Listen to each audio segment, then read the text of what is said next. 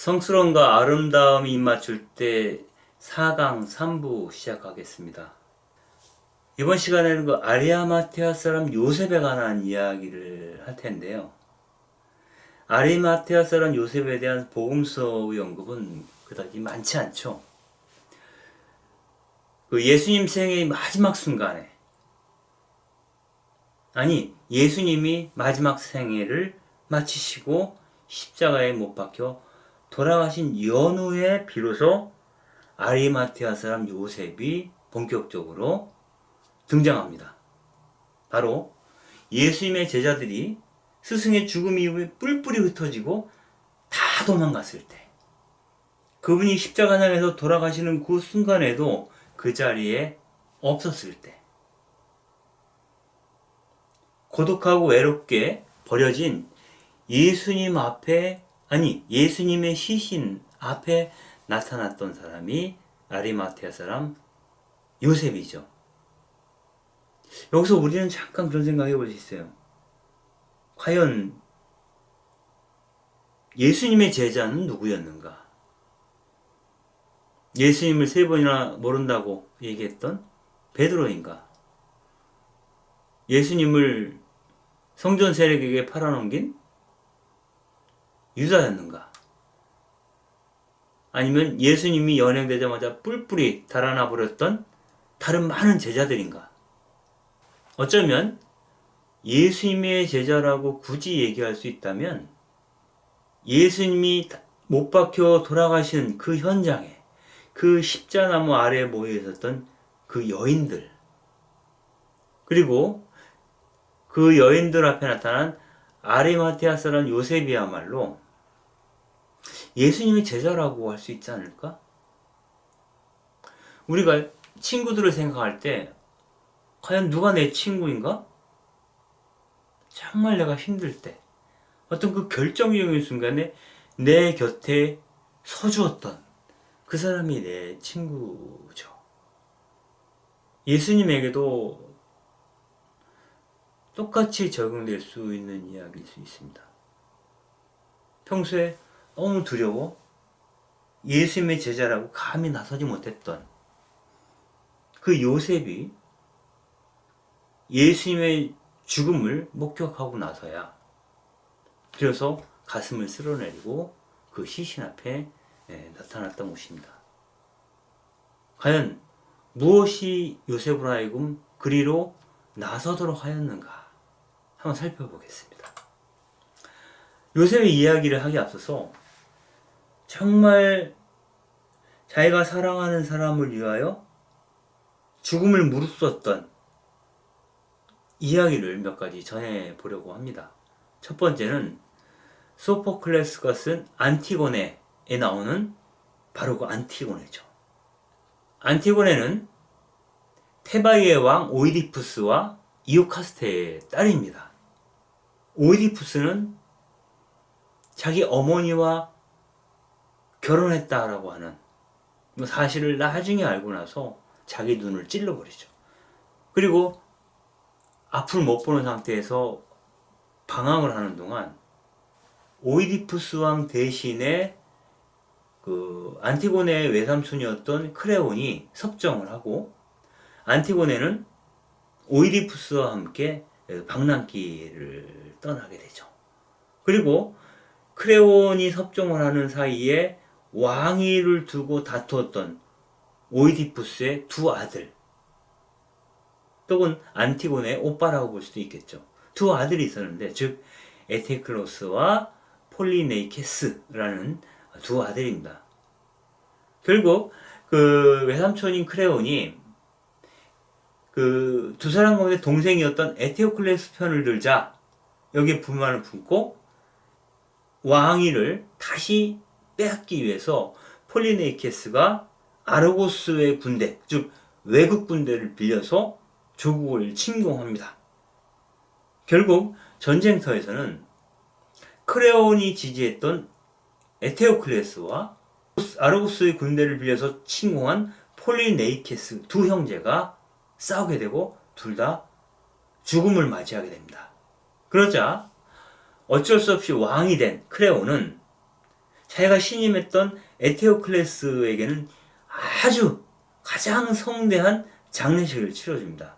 반면에 그 외국 군대를 빌어서 침공해왔던 폴리네이케스 시신은 들판에 방치함으로써 들짐승의 모이가 되도록 놓아두죠. 그리고 이렇게 명령하죠. 아무도 폴리네이케스와 같은 역도에게 애도하거나 그에게 무덤을 지어줘서는 안 된다 라고 엄명을 내리게 됩니다. 여기서 갈등은 안티고네예요. 오빠 둘이 죽었는데 한 사람은 성대하게 장례식을 치렀지만 한 형제는 들판에 버려져 있죠. 그래서 안티고네가 나서서 폴리네이케스의 시신을 구워도 장례를 치러주고 싶어요. 그러자 그 밑에 자매인 이스메네가 언니 그러면 안 돼요. 남자들의 뜻을 따라야 하고 권력자의 명령에 복종해야 돼요. 아니면 우리도 어떻게 될지 몰라요. 이렇게 얘기를 하죠. 그러나 안티고네는 끝내 그 들판에 버려진 폴리네이케스의 시신을 찾아가 흙으로 덮어주고 장례를 치러주게 됩니다. 그 후에 경비병에게 붙잡혀서 안티고네는 재판을 받게 되는 거죠. 그때 안티고네가 크레온 왕에게 이렇게 얘기를 합니다. 내가 보기엔 크레온, 당신이 명했던 것, 즉 폴리네이케스의 장례를 치르지 못하게 했던 그 엄명한 것은 제우스 신의 뜻과도 다르고 정의 여신의 뜻과도 다르다는 겁니다. 나는 당신의 그 포고령이 그렇게 강력하다고 생각하지 않는다고. 기록되지는 않았지만 확고한 신들의 법을 필멸의 존재인, 즉 반드시 죽고야만 하는 그러한 존재인 당신이 넘어설 수는 없는 노릇이라고 이렇게 이야기를 하는 거죠. 이어서 이 안티고네는 나는 서로 미워하기 위해서가 아니라 서로 사랑하기 위해서 태어났다고 이야기를 합니다. 결국 안티고네는 감옥에서 자살을 하게 되는데요. 이 그림에서 보면은 이 안티고네가 오빠를 위해서 흙을 뿌리며 장례를 치러주는 모습을 우리가 볼 수 있습니다. 아마도 그 안티고네의 그 손을 잡고 있는 이 여인은 그 동생인 이스메네였던 것 같아요. 죽음을 무릅쓰고 왕의 명령을 거절했던 안티고네. 왜? 사랑하기 위하여. 나는 사랑하기 위해서 태어났다라고 믿고 있기 때문에 안티고네는 그렇게 행동했던 거죠. 이와 비슷한 사례를 우리는 트로이의 왕이면서 헥토르의 아버지였던 프리아모스 왕의 모습에서도 볼 수가 있습니다. 이 이야기는 일리아스에 나오는 얘기입니다. 그리스와 트로이 간의 전쟁을 배경으로 하는 이야기인데요. 그 그리스의 전쟁 영웅이 아킬레우스입니다. 그리고 그의 친구가 파트로클로스였는데 이 파트로클로스가 이 전쟁에 나가자고 아킬레우스한테 얘기를 하죠. 그러나 이 제안을 아킬레우스가 반대를 합니다. 그리고 정자네가 전쟁에 나가고자 한다면 내 갑옷을 가져가게 이렇게 얘기를 하죠. 그래서 그 친구였던 파트로클로스가 아킬레우스의 갑옷을 입고 전쟁터에 나갔다가 헥토르에게 죽임을 당합니다. 트로이의 장수였던 또 프리아모스 왕의 아들이었던 헥토르에게 죽임을 당하죠. 그러자 아킬레스가 그 전가를 듣고 이 트로이 전쟁에 참전을 하게 됩니다. 이 트로이 전쟁에 참전을 해서 이른바 헥토르와 1대1 그 결투를 벌이게 되는데 파트로클로스가 죽었다는 전가를 듣고 나서 아킬레우스가 트로이와의 전쟁에 나서게 되죠. 이 전쟁터에 헥토르가 마찬가지로 다시 한번 출전을 하게 되는데 이 헥토르는 파트로클로스를 죽이고 파트로클로스가 입고 있었던 아킬레스의 갑옷을 입고 전쟁터에 나와서 아킬레스를 상대로 싸웠던 겁니다. 승부는 물론 아킬레우스가 헥토르를 이기게 되죠. 그러자 아킬레우스는 헥토르의 숨통을 끊고 그가 입고 있던 갑옷을 벗기고, 그래도 분노가 삭혀지지 않자 헥토르의 그 발꿈치를 뚫어서 가죽끈으로 묶어 전차 뒤에 매달아 놓습니다. 그러면서 트로이 성을 계속 도는 거예요. 즉 헥토르의 시신을 끈에 묶고 마차로 끌고 다녔던 겁니다. 굉장히 참혹한 모습이죠. 이 당시의 가장 큰 형벌은 이 시신을 훼손하는 것이었는데, 바로 아킬레우스는 너무나 친구를 죽인 헥토르에 대한 그 분노가 너무 큰 나머지 그 헥토르를 욕보이고자 했던 것인지도 모르겠어요. 그날 밤에 한 노인이 마부 한 사람만을 데리고 아킬레우스가 있는 처소로 찾아오게 됩니다. 그 사람이 바로 헥토르의 아버지였던 프리아모스 왕이죠. 이 프리아모스는 아킬레우스한테 그렇게 얘기를 하는 거예요. 아들의 시신을 내어달라고. 아무리 원수라 해도 죽은 자의 시신을 그렇게 다루는 것은 잘못이라고. 이렇게 얘기합니다. 이때 아킬레우스가 이 트로이 전쟁을 끝내려면 프리아모스 왕을 죽이면 됩니다. 그러나 아들에 대한 프리아모스 왕의 어떤 애절한 마음, 그 부정에 감동한 나머지 그를 트로이로 돌려보내고 그 아들의 시신도 내어주게 되죠. 그리고 헥토르의 장례를 트로이에서 치르는 동안 공격하지 않겠다고 약속까지 합니다. 여기서 주목하는 것은 바로 그 아킬레우스 앞에서 무릎을 꿇고 아들의 시신을 내어달라고 부탁하는 이 아버지의 마음입니다. 자기가 사랑하는 사람을 위해서라면 내 목숨을 내놓을 각오조차 되어 있는 그런 아버지의 모습이죠.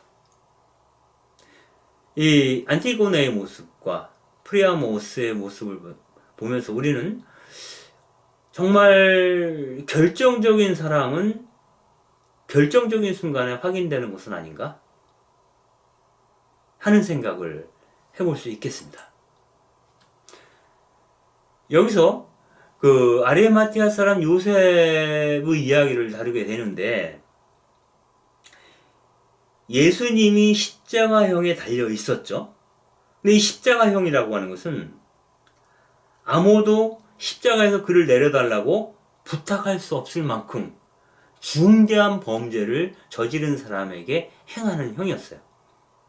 앞서 프리아모스 왕에 대한 이야기를 하면서 그 가장 그 뭐랄까 치명적인 것은 시신을 훼손시키는 것이라고 했잖아요. 그처럼 로마 제국 당시에도 그 극형에 해당되는 게 맹수형, 그러니까 맹수들에게 뜯어먹게 하는 거죠, 시신을. 혹은 불에 태워 죽이거나 십자가에 매달아 죽이는 겁니다. 이것은 시신을 훼손한다고 하는 공통점을 갖고 있어요.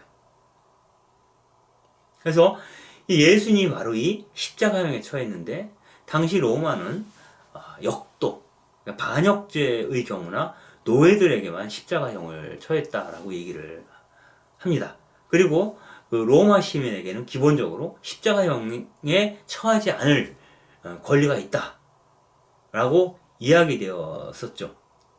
그렇다면 십자가형이 극형인 이유를 세 가지 정도 살펴볼 수 있을 텐데, 하나는 십자가형을 당하는 죄수는 너무너무 고통스럽게 죽어간다는 겁니다.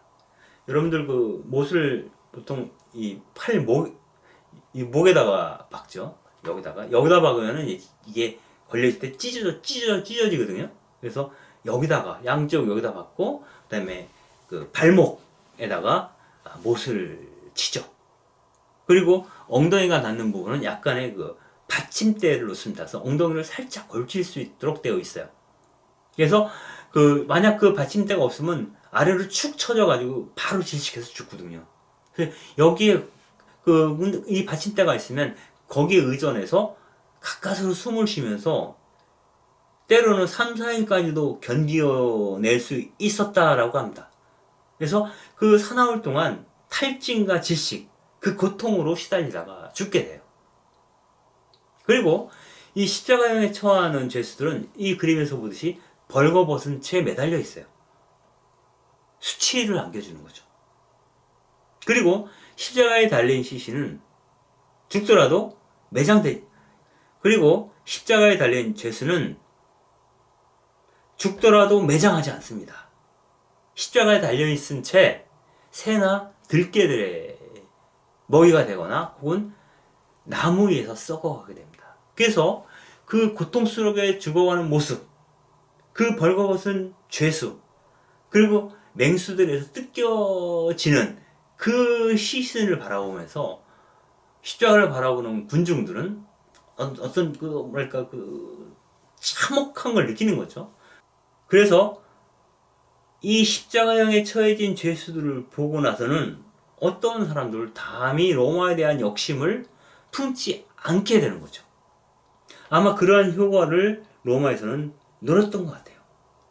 바로 그러한 형벌을 예수님께서 받았던 거죠. 그런데 복음서에 따르면, 특히 요한복음서를 보면 아리마티아 사람 요셉이 예수님의 시신을 내려서 거둘 수 있도록 해달라고 빌라도에게 청했다라고 얘기를 합니다. 그동안 요셉은 예수님의 사실상 제자였지만 예수님을 반대하는 유대인들이 두려워서 숨기고 있었다, 그 사실을. 이렇게 얘기를 요한복음에서는 합니다. 왜냐하면 요한은 아주 그 산헤드린 의원이었다라고 얘기를 하죠. 산헤드린 의원이었다는 것은 그가 부자라는 것이고 명망을 얻었다는 겁니다.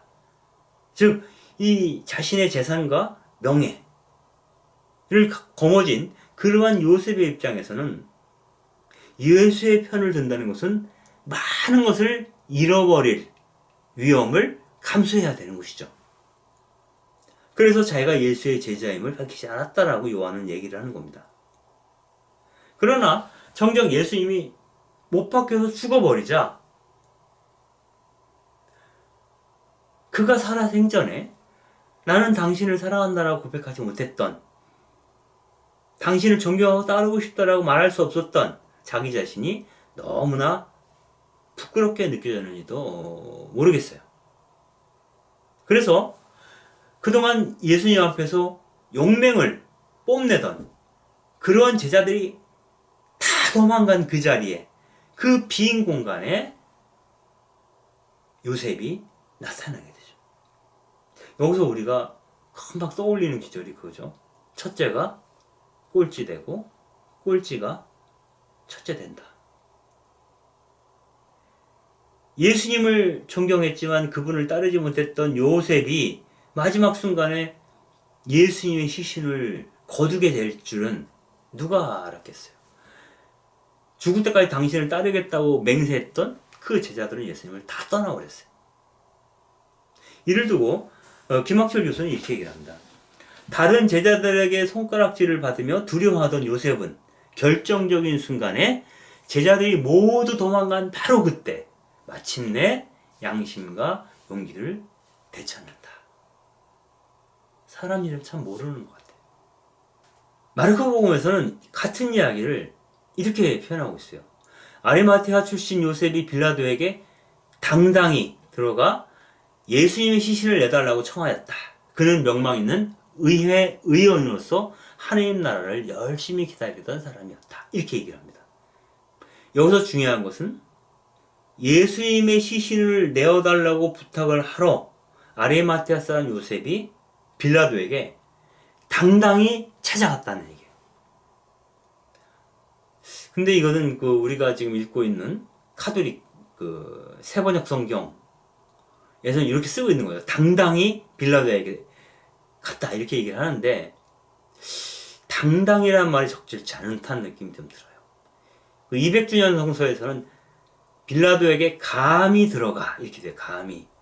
공동번역에서는 용기를 내요. 개신교에서는 대담하게 빌라도에게 들어가, 이렇게 되어 있거든요. 결국 없던 용기를 다 짜내서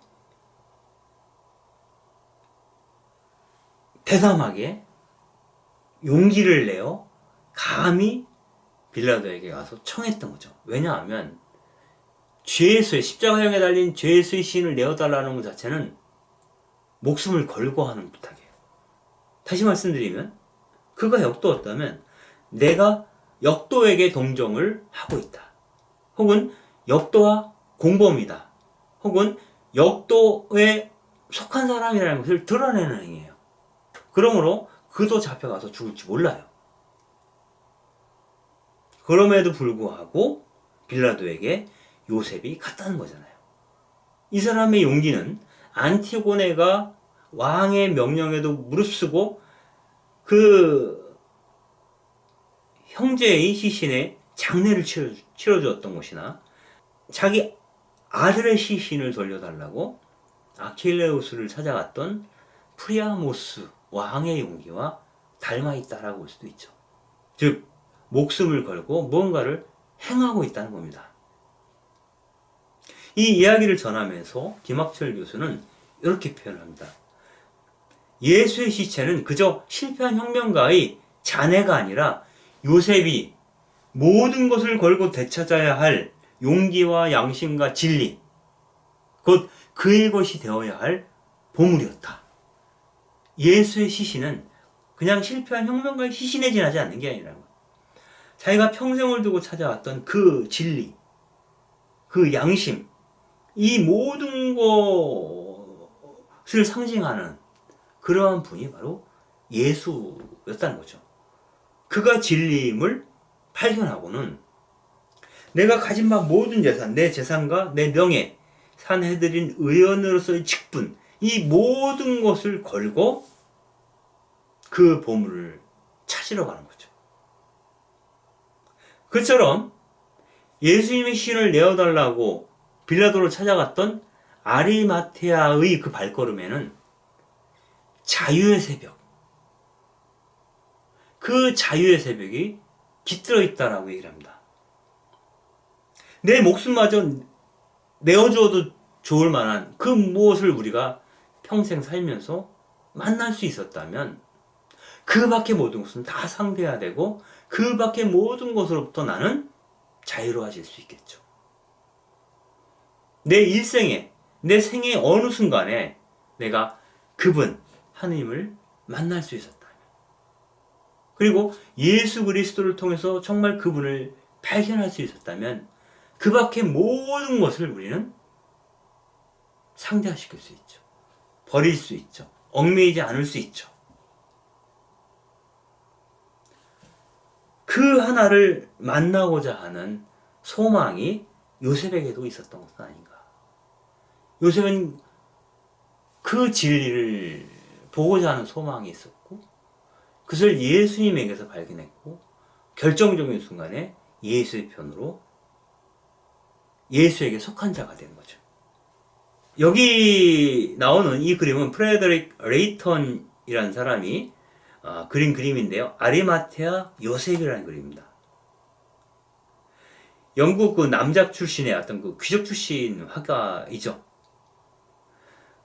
보통 그 우리가 아리마테아 사람 요셉에 대한 그림이나 조각들을 보면 대부분 예수님을 십자가에서 내리는 장면이에요. 근데 여기서는 아리마테아 사람 요셉이 황혼역에 먼 산을 바라보고 있어요. 손에는 예수님이 쓰고 있던 가시관을 들고 있죠. 저녁 무렵에 그가 느꼈던 고뇌와 고민, 그리고 결단, 아마 이런 것들을 레이턴은 그리고 싶었던 것 같아요. 이 그림에서 이 아리마테아 사람 요셉은 뭔가 더 깊은 것, 더 웅대한 것, 더 진실에 가까운 것을 보고자 하는, 그것이 현실적인 모든 요청들을 접어둬야 한다는 것 때문에 갈등이 깊어졌겠죠. 그 깊은 갈등 속에서 어떤 것을 결단하고 빌라도에게 가게 되는 거죠. 그래서 더 늦기 전에 정작 내가 소망해왔던 것이 무엇인지, 생애는 가장 중요한 것과 덜 중요한 것과 중요하지 않은 것들이 있어요. 밭에서 보물을 찾은 그 농부처럼 가진 바 소유를 다 팔아 그 밭을 살만한 일이 우리에게도 발생하면 좋겠어요. 그 전제는 그 보물을 발견하는 거죠. 그분을 만나는 거죠. 아니면 그분을 만나고자 하는 갈망을 꺾지 않는 것이죠.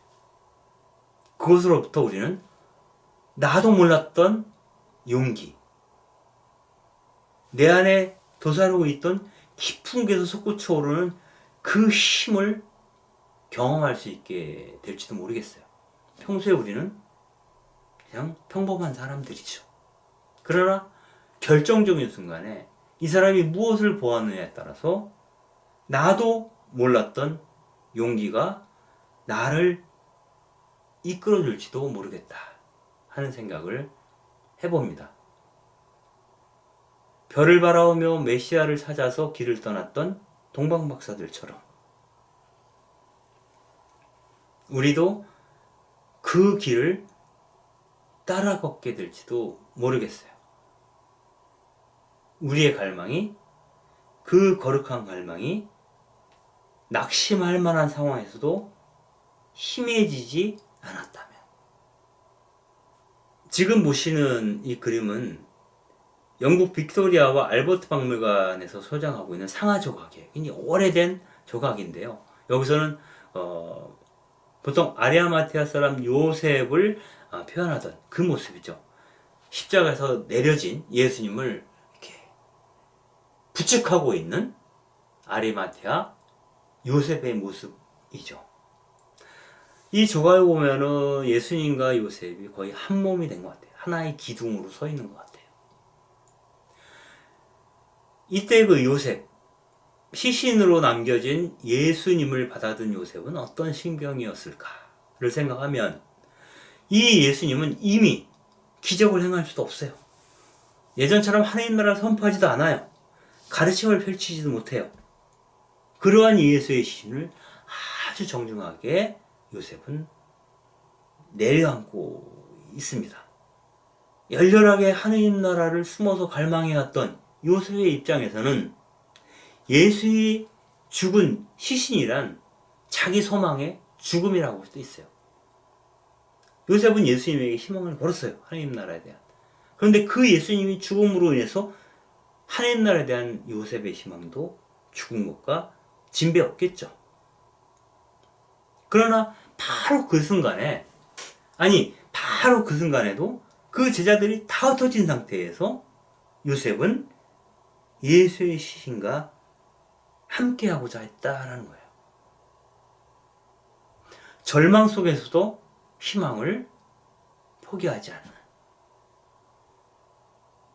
어둠 속에서도 별빛으로 남아있고자 하는, 내 영혼을 향한, 그 거룩함을 향한 갈망의 불씨를 꺼뜨리지 않는 것. 아마 그것이 우리를 천국으로 이끌지 않을까 하는 생각을 하면서 이번 강의를 마무리하도록 하겠습니다. 감사합니다.